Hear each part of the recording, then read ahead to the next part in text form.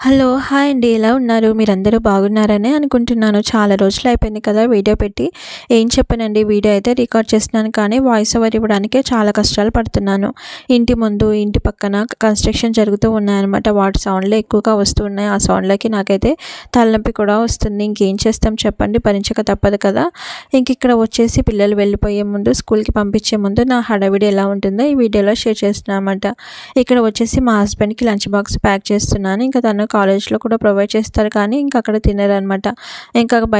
బయట రైస్ అంతా steam rice ఉంటుంది. అది తింటే కూడా స్టమక్ అప్సెట్‌గా ఉంటుంది అని మాక్సిమం ఇంట్లో నుంచే తీసుకొని వెళ్తారు.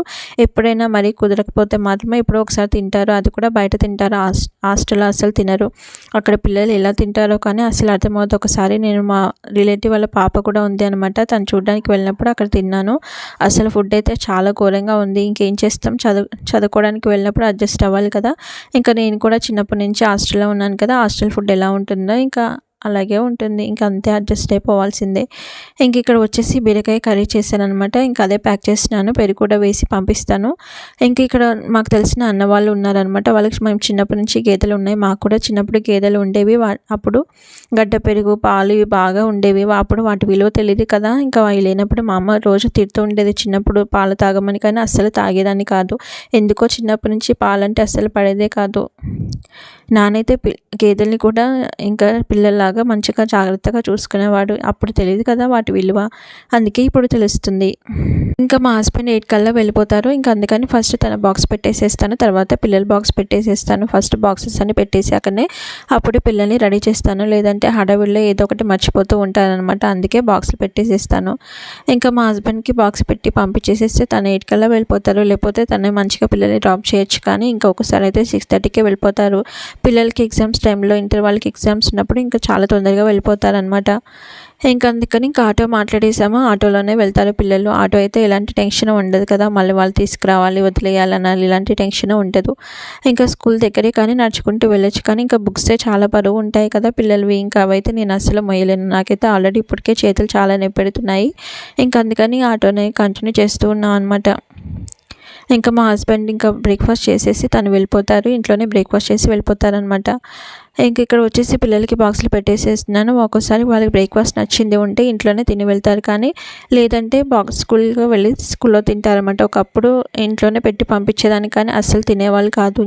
సగం తినేసి సగం వదిలేసి చాలా వేస్ట్ అయిపోతూ ఉండేది. అందుకని స్కూల్‌లో మాట్లాడేసి బ్రేక్‌ఫాస్ట్ కూడా బాక్స్‌లో పెట్టి పంపించేస్తున్నాను అనమాట.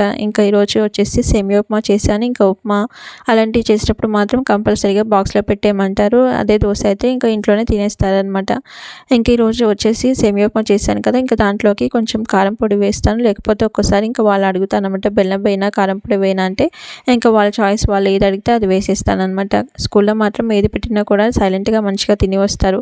అదే ఇంట్లో తినమంటే అస్సలు తినరు. అది కూడా ఈ 7:30 కల్లా తినాలి అంటే కూడా వాళ్ళకి కష్టంగా ఉంటుంది కదా! పాలు తాగుతారు.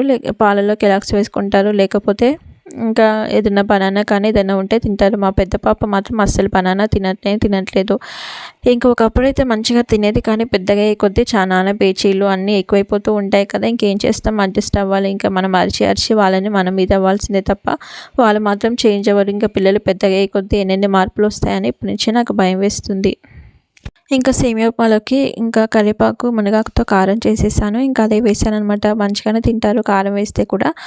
వాళ్ళకి బాక్స్‌లోకి అన్నం కలిపి పెడతాను. ఎందుకంటే వాళ్ళు చిన్న పిల్లలు కదా! అస్సలు కలుపుకోలేరనమాట. మా పెద్ద పాప అయితే అన్నమే తినేస్తుంది కలపకుండా పెట్టేస్తే. అందుకని కలిపి పెడతాననమాట. చేత్తోనే కలిపేస్తాను. చేతులు మంచిగా ఎప్పటికప్పుడు వాష్ చేసేసుకుంటాను. స్పూన్‌తో కలిపితే అంత మంచిగా కలవదు కదండీ. అందులోనూ అన్నం చల్లారిపోయింది. అందుకని స్పూన్‌తోనే కలిపి పెట్టాలంటే కష్టంగా ఉంటుంది. అందుకే మంచిగా వాష్ చేసేసుకొని కలిపి పెడతానని పాడైపోతుందని అస్సలు అనుకోకండి. మంచిగానే ఉంటుంది. ఇప్పటికి పిల్లలు స్కూల్‌కి వెళ్ళి చాలా ఇయర్స్ అవుతుంది కదా! ఎప్పుడు పాడైందని ఏం కంప్లైంట్ చేయలేదనమాట.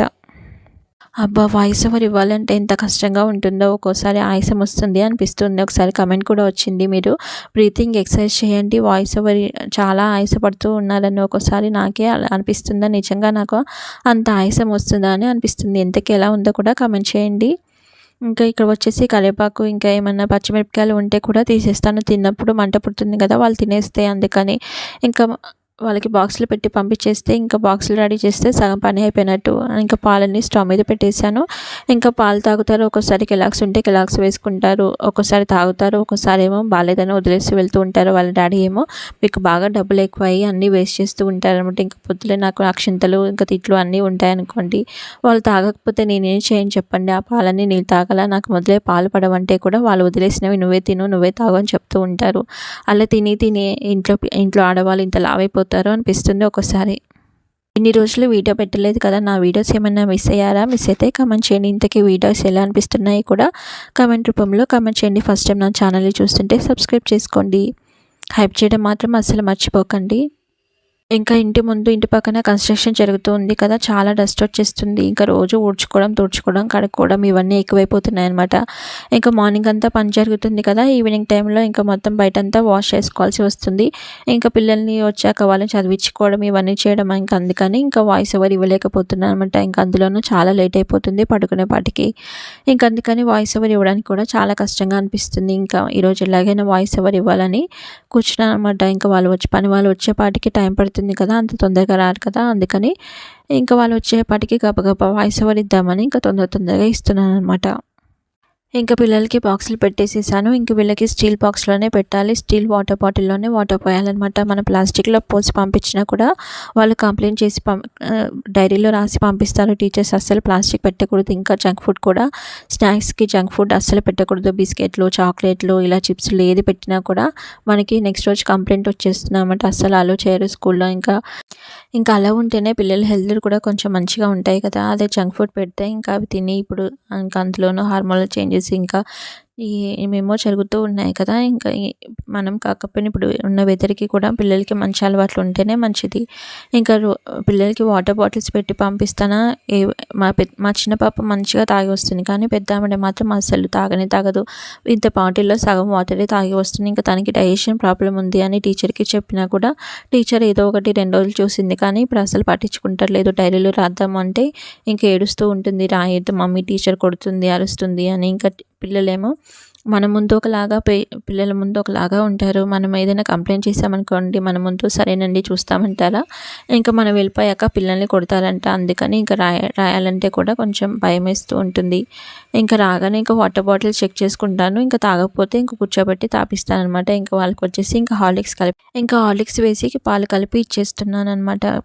హార్లిక్స్ వేస్తేనే తాగుతారు. ఉత్త పాలు పోసినా తాగరనమాట.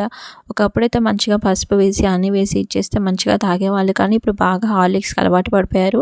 ఇంకా ఫ్రిడ్జ్లో పెడితే ఇంకా ఎప్పుడైనా నేను లేనప్పుడు ఇంకా డోర్ ఓపెన్ చేసేసుకుని ఇంకా తినేస్తూ ఉంటారనమాట. మా పెద్ద పాప అయితే ఫ్రిడ్జ్లో ఏది ఉన్నా చూసి అది ఎక్స్పైరీ డేట్ ఉందా లేదా అని ఏమీ చూడదు, తినేస్తూ ఉంటుంది అనమాట. అందుకే నాకు చాలా భయం ఫ్రిడ్జ్లో ఏదైనా పెట్టాలి అంటే కూడా.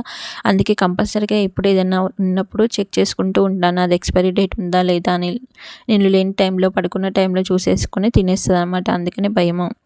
ఇంక ఇక్కడ వచ్చేసి వాళ్ళకి పాలు కలిపేసి ఇచ్చేస్తున్నాను అనమాట. ఇంకా వాళ్ళకి పాలు ఒకసారి తాగుతారు, ఒకసారి వదిలేస్తూ ఉంటారనమాట. ఇంకా మా హస్బెండ్ ఏమో అరుస్తూ ఉంటారు, ఇవన్నీ వేస్ట్ చేస్తూ ఉంటారు, మీకు డబ్బులు ఏమైనా ఎక్కువయ్యాయా, నువ్వు ఎందుకు అన్నీ పోస్తావు అని వాళ్ళని అడిగే పెడతాను. కానీ ఇంకా రోజు నాకు అక్షింతలు పడుతూనే ఉంటాయి. ఇంకా మార్నింగ్ టైంలో వాళ్ళు వదిలేసినవి నేను తిని తాగి ఇంకా లావు అయిపోవాలా అని నేను అంటూ ఉంటానన్నమాట. మరి నువ్వే తినాలి, నువ్వే తాగాలని చెప్తూ ఉంటారు. నాకేమో పాలు అస్సలు పడదు. ఇంకా ఏదో ఎప్పుడైనా ఒకసారి తాగుతూ ఉంటాను. కానీ ఇంకా రెగ్యులర్గా తాగాలి అంటే కూడా చాలా కష్టంగా ఉంటుంది. ఇంకా అలవాటు లేనిది ఏం చేస్తాను చెప్పండి. ఇంకా అంతే తక్కువ పోసినా కూడా కంపల్సరీగా పాలు వదిలేస్తూ ఉంటారనమాట. ఇంకా అడుగు అయితే ఇంకా అసలు తాగరు.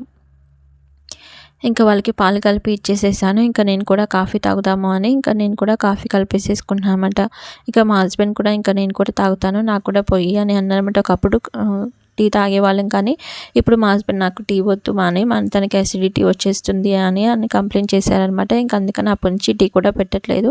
ఎప్పుడైనా కొద్దిగా కాఫీ తాగుతారనమాట రిఫ్రెష్మెంట్ కోసము. నేనైతే కంపల్సరీగా కాఫీయే తాగుతాను. ఎప్పుడైనా ఒకసారి మాత్రమే తాగుతాను. మార్నింగ్ తాగితే ఈవినింగ్ అసలు తాగను. ఈ మధ్య అసలు ఎందుకో తాగాలి అనిపించట్లేదు అనమాట.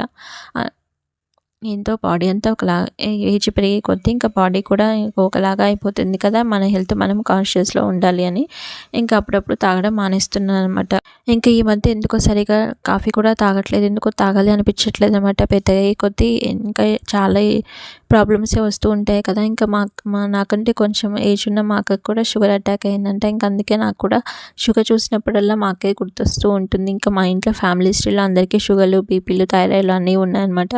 అందుకే ఇప్పటి నుంచే మనం కొంచెం జాగ్రత్తగా ఉండాలి కదా. అందుకని చాలా ఎక్కువగా ఏమీ తాగను. ఏదో మార్నింగ్ టైంలోనే తాగుతున్నాను, లేకపోతే ఈవినింగ్ టైంలో హెడేక్ వస్తుంది కూడా. ఒక్కోసారి అలవాటైంది కూడా సడన్గా మానేస్తే కూడా హెడేక్ వస్తుంది కదా. ఇంకా అందుకే ఏదో చాలా తక్కువగానే తాగుతాను. మరీ ఎక్కువ పోసేసుకొని ఏమీ తాగననమాట. అందుకే ఒక టైంకి స్కిప్ చేస్తున్నాను.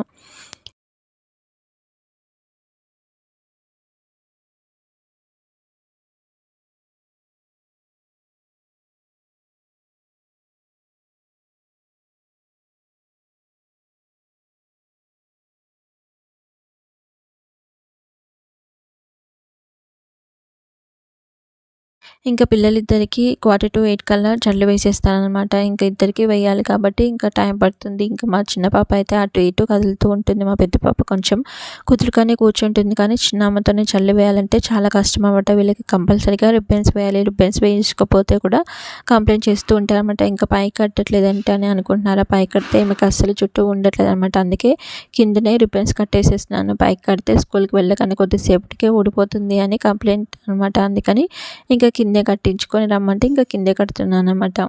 ఎంత గట్టిగా కట్టినా కూడా మరి వీళ్ళు ఎలా ఎగురుతారో మరి ఏం చేస్తారో కానీ ఎమ్మటే రుబ్బెన ఊడిపోతుంది అని చెప్తూ ఉంటుంది. ఇంక అందుకే నా బలమంతా ఉపయోగించి గట్టిగా లాగుతున్నాననమాట. ఇంకా వీళ్ళు జల్లు వేసేసి వీళ్ళని రెడీ చేసి పంపించేపాటికి ఇంకా హడావిడిగానే ఉంటుంది. వెళ్ళేటప్పుడు వరకు ఇంకా అరుస్తూనే ఉండాలి. అది చేయండి, ఇది చేయండి, బ్యాగ్‌లో అన్నీ పెట్టుకున్నారా లేదా అని. నైటే అన్నీ పెట్టుకోవచ్చు కదా, పెట్టుకోరు. ఇంకా ఒకరికి జడలు వేసేసుకుంటే ఇంకొకరికి ఆర్డర్‌లు వేస్తూ ఉంటారనమాట. చూసుకో, అది చెయ్యి, ఇది చెయ్యి, చెయ్యి అని చెప్తూ ఉండాలి. ఇంకా మా చిన్న పాప అయితే ఇంకా కదిలినట్టుగానే ఉంటుంది. ఎన్నిసార్లు చెప్పినా కుదురుగా కూర్చోదు. ఇంకా ఆమెకి జడ వేసేటప్పుడే అన్నీ గుర్తొస్తూ ఉంటాయన్నమాట. అప్పుడే వాటర్ తాగాలనిపిస్తుంది, అప్పుడే అవి కావాలి, ఇవి కావాలి అనిపిస్తూ ఉంటుందన్నమాట. ముందు నుంచి వాళ్ళకి ఏదో ఒకటి అంటూ ఉంటుంది. ఈమె దానికి ఇంకేదో ఒకటి చెప్తూ ఉంటుందన్నమాట. వీళ్ళు స్కూల్‌కి పొద్దున్న లేచిన దగ్గర నుంచి స్కూల్‌కి వెళ్ళేదాకా యుద్ధం జరుగుతూనే ఉంటుంది. ఇద్దరికి ఏదో ఒకటి అనుకుంటూనే ఉంటారు. అసలు ఒక్కోసారి అనిపిస్తుంది వీళ్ళిద్దరు అక్క చెల్లెళ్ళా లేకపోతే ఏంటి అని.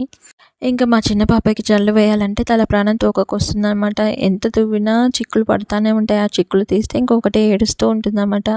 ఇంక ఈమెకి జుట్టు పల్చగా ఉంటుంది. ఇంకా అది మందంగా ఉండదు. ఇంకా చాలా సురుకు పెడుతుంది అనుకుంటా ఇంకొకటే ఏడుస్తూ ఉంటుంది. జుట్టు వేసినంత సేపు కదులుతూనే ఉంటుంది. మామూలుగా వేరే స్కూల్లో అయితే ఒక పోనీ వేసేసుకొని వెళ్ళిపోతూ ఉంటారు. కానీ వీళ్ళకి మాత్రం కంపల్సరీగా రిబ్బన్స్ కట్టుకొని 2 జడలు వేసేసుకొని రావాలన్నమాట. హెయిర్ కట్ చేద్దాము అంటే అస్సలు ఊరుకోరు. లాస్ట్ టైం కట్ చేసాము, వద్దు మమ్మీ నాకు హెయిర్ కావాలి అని. ఇంకా ఇప్పుడు హెయిర్ ఉంటేనేమో మళ్ళీ అదొక ప్రాబ్లమే. ఇంకా లాస్ట్ టైం అయితే ఇంకా వీళ్ళకి పేలు కూడా పడ్డాయన్నమాట. ఇంకా ఆ లైస్‌ని తీయడానికి ఆ షాంపూ, ఈ షాంపూ అని చాలా వాడాం కానీ ఏం లాభం లేదు. ఇంకా పేర్లు దువ్వెనపెట్టి రోజు దువ్వుతాను. ఇంకా అప్పుడప్పుడు రిబ్బన్ పెట్టి కూడా ఇరుస్తూ ఉంటానన్నమాట. నా చిన్నప్పుడు నేను హాలిడేస్ నుంచి వచ్చినప్పుడు మా అమ్మ పేర్లు దువ్వెనపెట్టి దువ్వేసి ఇంకా ఈడ్చేసేదనమాట. నాకు చిన్నప్పుడు హాస్టల్‌లో ఉన్నా కూడా ఎప్పుడు నేను పేర్ల సమస్యతో అస్సలు బాధపడలేదు. ఇప్పుడు పిల్లలకి కూడా ఎక్కవు కానీ ఎప్పుడైనా వాళ్ళ అక్క హాస్టల్ నుండి వస్తే తన హాస్టల్‌లో ఉంటుందన్నమాట.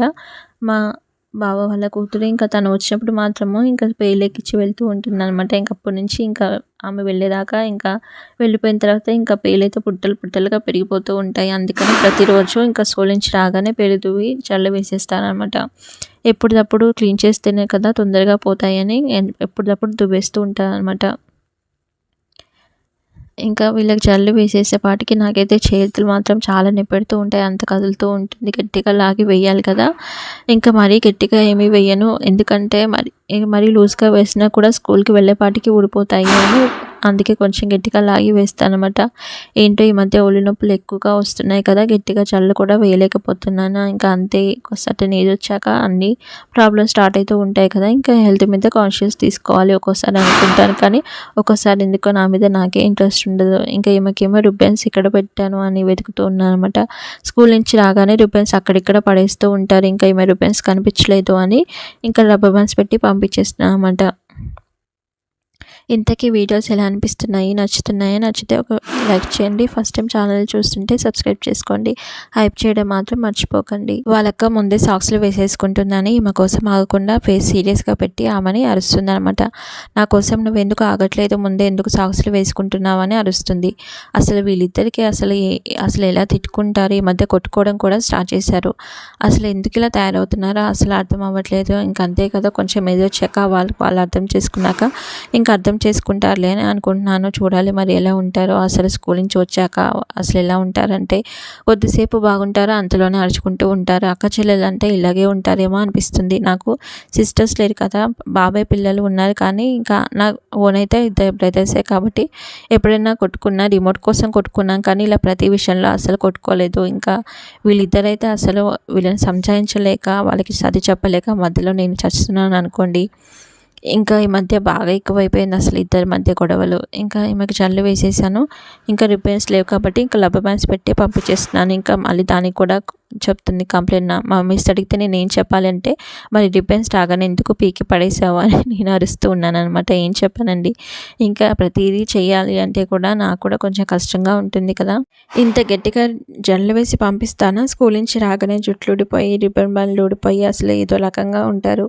మరి అంతగనంగా ఏమి ఎక్కుతారు మమ్మీ, స్కూల్లో ఏమైనా కింద పడుకొని బొర్లాడతారా అని అడుగుతూ ఉంటారు అనమాట. ఏమో మమ్మీ అవే ఊడిపోతాయి నాకు తెలియదు అని చెప్తూ ఉంటారు ఇద్దరు. ఇక్కడేమో నేను వీడియో షూట్ చేస్తున్నానండి, వీడియో పెట్టానని నన్ను ఎక్కిరిస్తూ ఉందనమాట. ఇంకా ఫేస్ వాటర్ ఉంటే తుడుస్తున్నామంటే, స్నానం చేస్తారు కానీ సరిగ్గా తుడుచుకోరు, హడావిడిగా పరిగెడుతూ ఉంటారు అటు ఇటు. ఇంకా బ్రష్ చేసి స్నానం చేసి వీళ్ళు రెడీ అయ్యేపాటికి ఆల్మోస్ట్ 8:15 అయిపోతుంది అనమాట. ఇంకా 8:20 కల్లా ఆటో వచ్చేస్తుంది. ఇంకా ఆటో వచ్చే టైం కల్లా ఇంకా హడావిడిగా, ఇంకా అప్పుడు లేని హడావిడి అంతా ఇంకా అప్పుడు స్టార్ట్ చేస్తామంట. మా అమ్మాయి తొందరగా కానివ్వు, ఆటో వస్తుంది అని అప్పుడు కంప్లైంట్ చేస్తూ ఉంటారు. అప్పుడు దాకా వాళ్ళకి అసలు ఆటో గురించి ఏమి గుర్తుండనట్టు రియాక్షన్ చేస్తూ ఉంటారు. ఇంకా ఫోల్డర్ రాసేసేటప్పుడు ఇలా టవల్ వేస్తానన్నమాట. ఎందుకంటే మళ్ళీ ఫోల్డర్ అంతా డ్రెస్ మీద పడుతుంది కదా, అందుకని ఇంకా టవల్ వేసేసి అప్పుడు రాసి ఇంకా బొట్టు పెట్టి రెడీ చేసేస్తాను. ఇంకా ఈమెకి సాక్స్లు షూలు నేనే వేయాలి. ఆమెకు వచ్చినా కూడా ఈమె వేసుకోదు, నువ్వే వెయ్యి మమ్మీ అని చెప్తూ ఉంటుంది అనమాట. ప్యాంపరింగ్ చేస్తూ ఉంటుంది. ఇంకా అంతే, ఇంకేం చేస్తాం. ఎంతైనా చిన్నవాళ్ళు ఎంతైనా చాలా గడుసుగా ఉంటారు కదా.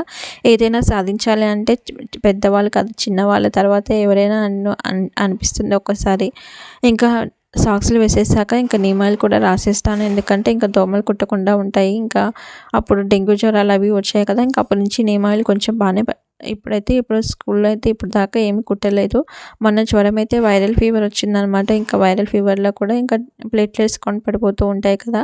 డెంగ్యూ జ్వరం అయితే ఏమీ రాలేదు. ఇంకా అందుకే నియమాలు మంచిగానే పనిచేస్తుంది. ఇంకా ఆటో వచ్చింది, ఇంకా ఆటో ఎక్కిచ్చేస్తే వాళ్ళు వెళ్ళిపోయారనమాట. ఇంతకీ వీడియో ఎలా అనిపించింది, నచ్చితే ఒక లైక్ చేయండి. హైప్ చేయడం మాత్రం మర్చిపోకండి. ఉంటాను మరి. Thank you so much. Thanks for watching my video. Thank you.